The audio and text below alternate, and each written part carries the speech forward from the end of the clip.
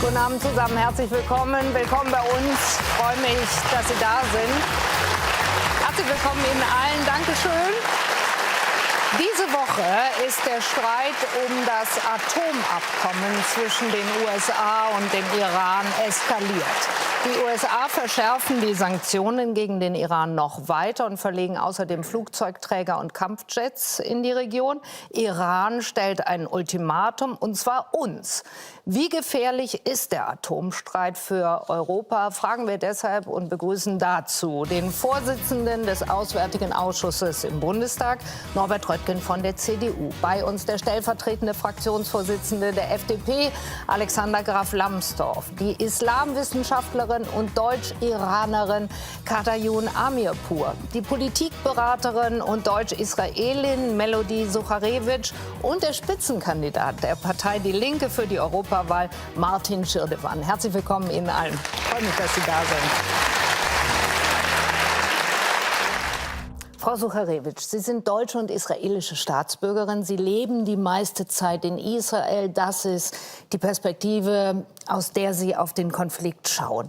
Sie arbeiten dort in Israel als Politikberaterin, beschäftigen sich intensiv, schreiben gerade Ihre Diss, wenn ich richtig weiß, über Terrorismus. Rouhani, der iranische Staatspräsident, droht ultimativ, und zwar den Europäern, Flüchtlingsbewegungen und Drogenschmuggel nicht mehr länger zu unterbinden. Ist das gleichsam der Dank dafür, dass Deutschland, Frankreich und Großbritannien, anders als die USA, am Atomabkommen festgehalten haben? Das ist in der Tat ein ganz klarer Beweis dafür, dass Appeasement eben nicht immer funktioniert. Und um zu wissen, ob und wann es funktioniert, müssen wir uns ganz genau anschauen, mit wem haben wir es da zu tun. Und im Fall von Iran heißt das, wer ist dieses Regime? Ist es Rouhani, ist es Zarif, westlich gut verdaulich?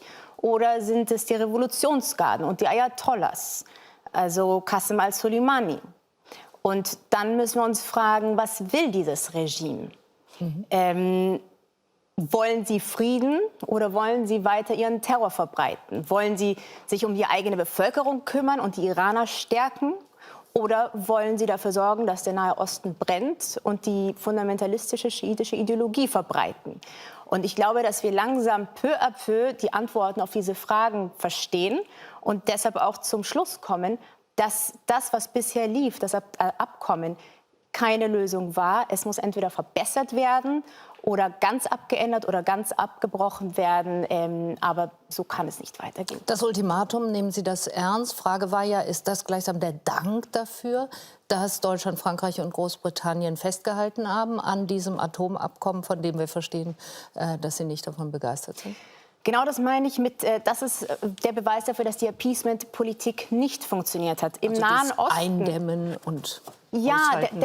genau das, was Europa gemacht hat in den letzten Jahren, hat dazu gesorgt, dass es vielleicht gar nicht richtig ernst genommen mehr wird von eben den Ayatollahs.